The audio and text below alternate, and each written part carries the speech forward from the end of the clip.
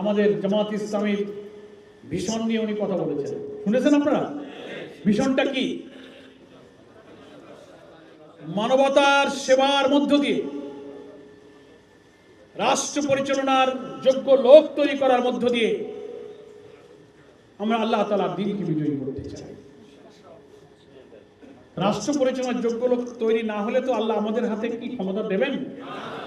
সূরা নূরের 55 নম্বর আয়াত সম্ভবত, ওয়াদাল্লাহু আল্লাযীনা আমানু মিনকুম ওয়া আমিলুস সালিহাতি লা ইস্তাখলিফান্নাহুম ফিল আরদ।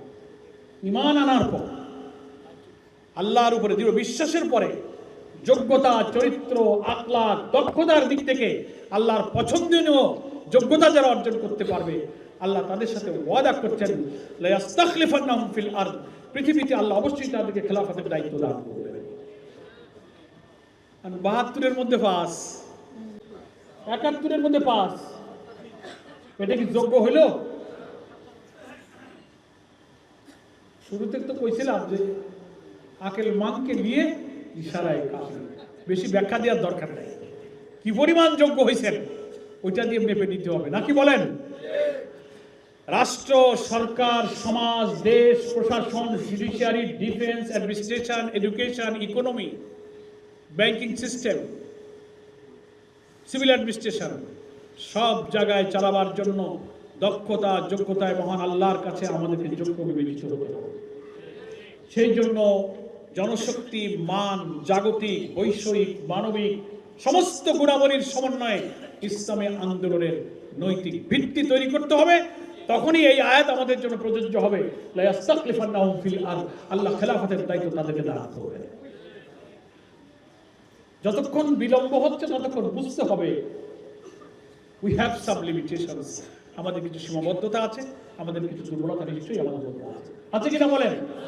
তো আজকের এই দিনে স্থানীয় সরকার নির্বাচনের জন্য আমরা প্রস্তুতি এখন থেকে শুরু হয়ে গেল, ঠিক আছে?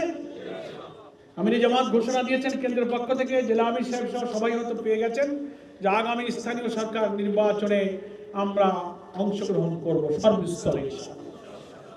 সিটি কর্পোরেশন, পৌরসভা, উপজেলা, union, chairman, vice chairman, member, mayor যা আছে সব। কিন্তু বিএনপির কপাল খারাপ, আমাদের কপাল খারাপ না, জনগণেরও কপাল খারাপ না, কারণ যারা কথা দিয়ে কথা রাখে না, কপাল তো তাদেরই খারাপ, নাকি বলেন? সংবিধানের কথা ওনারা বলেন, এটা সংবিধানে নাই, সংবিধানে নাই। তো সংবিধানে এটা বলা আছে, স্থানীয় সরকারের ক্ষেত্রে পড়ে দেখবেন, স্থানীয় সরকারের সর্বস্তরে নির্বাচিত প্রতিনিধিরাই দায়িত্ব পালন করবে, এটাও তো সংবিধান। তো আপনারা অন্তর্বর্তীকালীন সরকার গেল, আপনি নির্বাচিত সরকার আসলেন, আপনার তো দায়িত্ব ছিল স্থানীয় সরকারের প্রতিটি স্তরে নির্বাচন আপনি দিয়ে দেবেন, নাকি বলেন? আপনি আবার প্রশাসক দিলেন কেন? প্রশাসক তো ছিলই, কি ছিল কিনা বলেন? প্রশাসক থাকার পরে আরেকটা প্রশাসক কেন দেবেন? আপনার এখতিয়ার আছে, আপনি ইলেক্টেড গভর্নমেন্ট, আপনি নির্বাচন ঘোষণা করে দেন, জনগণ খুশি হতো, নাকি বলেন? জনগণ যাকে চায় তিনি নির্বাচনে গিয়ে বিজয়ী হতেন অথবা পরাজিত হতেন। এটা ঠিক হয়নি। আর তাও সে প্রশাসক যদি নিরপেক্ষ হতো, সবার মতামত নিয়ে হতো, পার্লামেন্টের অধিবেশন শুরু হয়ে পারলো না, তার আগেই একটা ঘোষণা হয়ে গেল, আমরা জানতেই পারলাম, ভাই আপনাদেরকে 3 কোটি ভোট দিচ্ছে, আমাকে তো 2 কোটি লোকেরা ভোট দিয়েছে, তা আমরা পরামর্শের হকদার না, আপনি দিয়ে দিলেন। তো দিলেন কি, সব কয়টা জায়গায় নিজের দলের লোক দিলেন। এটা কি গণতন্ত্র?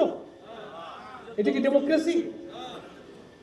কর্তৃত্ববাদী সংখ্যাগরিষ্ঠতার জোরে দলীয় লোককে সব জায়গায় দেওয়ার ফ্যাসিবাদী চরিত্রের বিরুদ্ধে যে আমরা আগস্টে আন্দোলন করেছি, আপনি সেদিকেই হাঁটছেন।